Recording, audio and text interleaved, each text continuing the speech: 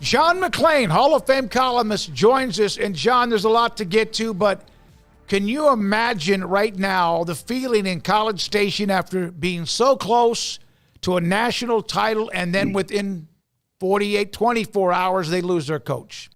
I just tweeted, I've never said this any time in my life and won't say it again, but I feel terrible for the Aggies. Obviously, this deal was done ahead of time. They didn't even try to make it wait. Del Conte leaked it on the day the Aggies were playing for the championship. And, of course, the David Pierce firing. And, of course, they could have waited a day. And then the other thing that is interesting, afterward, Schlossnagle owes an apology to Richard Zane of Texags, who asked the question that everybody wanted to be asked. It had to be asked. And instead of Schlossnagle saying, look, we just lost the national championship. This is about my kids. It's about the fans. I'll talk about all that stuff later, but it's not the time to address something like that. Instead of go out of his way to berate the reporter like he's insulted, he would ask him that question.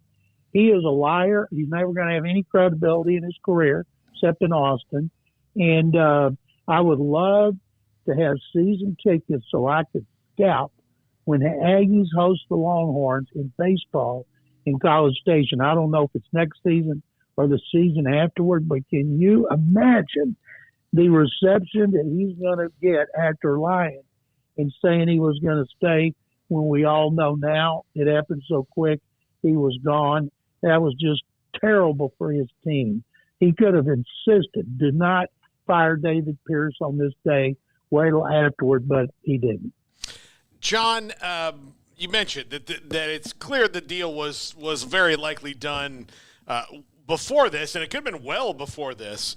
I'm kind of stunned because I thought, at least right now in the current world we live in, Texas's 6th College World Series notwithstanding, outside of working with your buddy Chris Del Conte, it's a lateral move.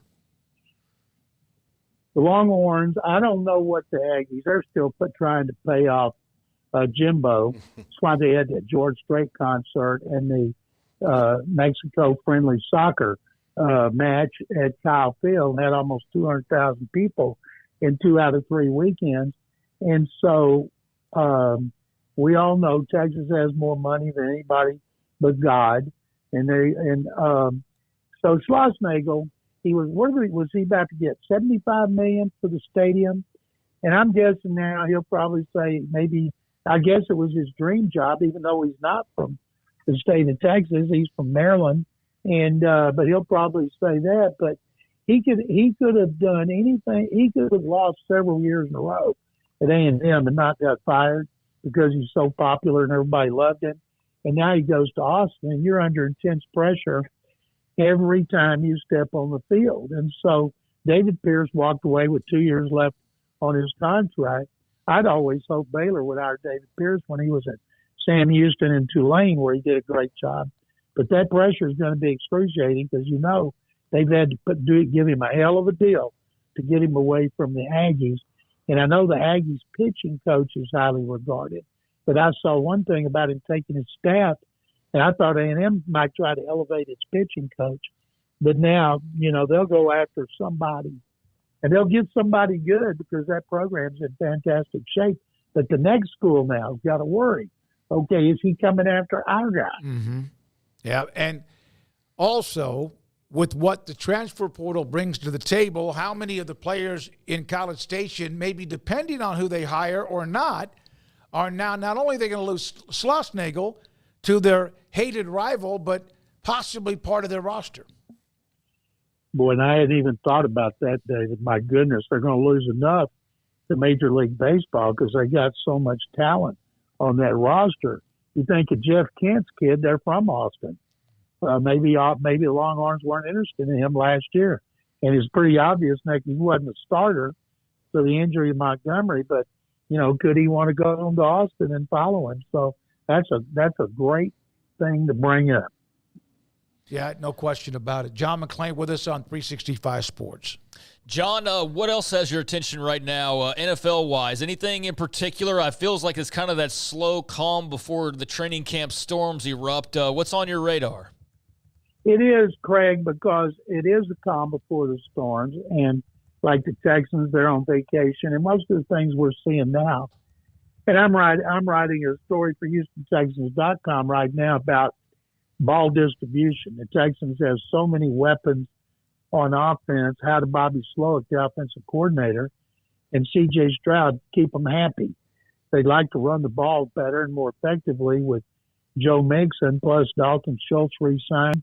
He's one of Stroud's most reliable targets. They bring in Stephon Diggs. They have helping Tank Dell.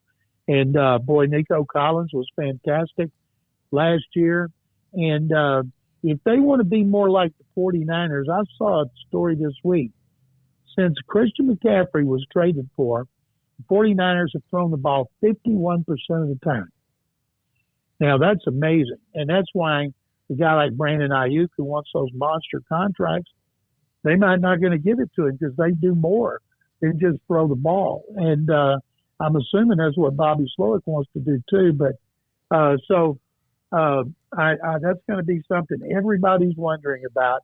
If Stephon Diggs doesn't get his 5th consecutive 100-catch season and his 7th consecutive 1,000-yard season, when he's going to be unrestricted, is he going to cause problems? Is he going to go to social media and complain? Is he going to develop a bad relationship with C.J. Stroud, although they're over in Paris working out? What a great place to work out.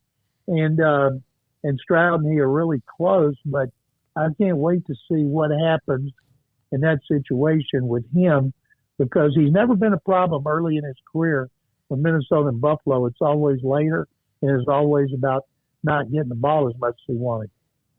When it comes to that wide receiver position, though, as you move down the list, I mean, obviously, Stephon Diggs, Nico Collins, Tank Dell are the top three, and then you get into where does Noah Brown or John Mechie or even Robert Woods, Xavier Hutchinson, all those guys fit in. How do you think it shakes out, and how many do they keep?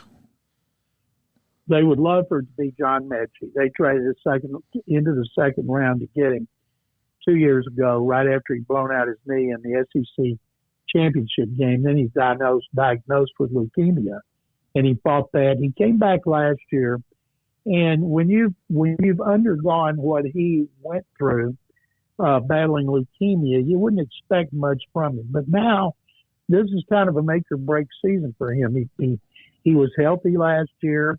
Obviously, he wasn't where he was before he got hurt at Alabama. So he should be the 4th wide receiver. Guys are going to get hurt. Tank Dell got hurt in the 11th game last year. Collins missed 2 games. So he's going to get a chance to play, but I know they would like for him to be the next guy. They like Robert Woods because he's like an extra coach on the field. And Xavier Hutchinson, who we saw at Iowa State, was great at Iowa State. He flashed last year. And I don't know how many opportunities he's going to get, because unless more than one guy gets hurt, but they like him too. But it's a great problem to have, too much talent at a position. And, 2 years ago, they weren't talentless. The year before that, they were, when Nick Caserio started over. And it's the coaches, they like having to make tough decisions on good players. John McClain with us, Hall of Fame columnist on 365 Sports. So, John, is there a coach like Art Briles when he was at Houston? I'm not going to Baylor. He went to Baylor. Schloss when he was at TCU, taking that off the table. I'm not going to A&M. He's going to A&M. It happens all the time. Do you remember a couple in your career that Nick Saban's not leaving the Dolphins for Alabama? There you go. There you go. A couple that are memorable to you of somebody that's I'm not going anywhere that's comparable to this? Well, the biggest is the one Craig just mentioned, because Saban got tired of the media asking him. He said, I'm not going to Alabama. And then, of course, he never had any credibility again. Schlossnagle's a liar. It's like Saban was a liar. And anything he says now, only Longhorns are going to believe him, and they're going to deny that the deal was never done. Somehow they just started talking to his agent this morning and got it done today. I can't believe anybody'd be dumb enough to think that. So it happens all the time. And I think it's the timing.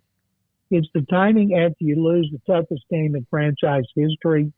And especially when people saw it coming once David Pierce was fired. It was all orchestrated by the Longhorns to get the Aggies, just heightens the rivalry that didn't need to be heightened. But now it's going to be almost as big in baseball as it is in football because of this, at least for a year. And it's going to dwarf basketball. All right, last thing. You have been in the writing business for, 40-something years, right? 51. 51. You once worked at the Chronicle. What were your thoughts when Kirk Bohls announced he was leaving the Statesman, and then less than, 2 or 3 days later, he's working for the Chronicle? What kind of a coup was that for them? Well, I knew it was coming, and at least Kirk didn't say, I'm not going to the Houston Chronicle. He said in the farewell column that he wrote that he was going somewhere else, so he's going to stay in Austin, do exactly what he does now. He'll just be writing for the Chronicle instead of the American Statesman. And then he broke the story on the firing of David Pierce.